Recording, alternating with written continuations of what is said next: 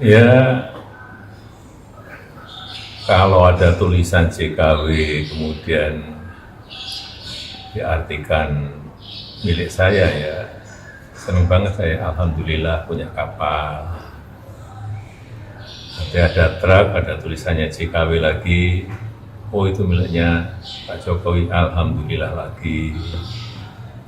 Nanti ada apa lagi? Ada pesawat, moga-moga ada pesawat ditulis, ada tulisannya JKW, miliknya Pak Jokowi lagi. Kaya raya lah saya. Pak, tapi kemarin dari pihak pemiliknya mengatakan bahwa itu nama pribadi, bukan, tidak ada sangkut pautnya dengan Pak Jokowi Nah, sendiri. ya berarti kan sudah ada klarifikasi, ngapain ditanyakan?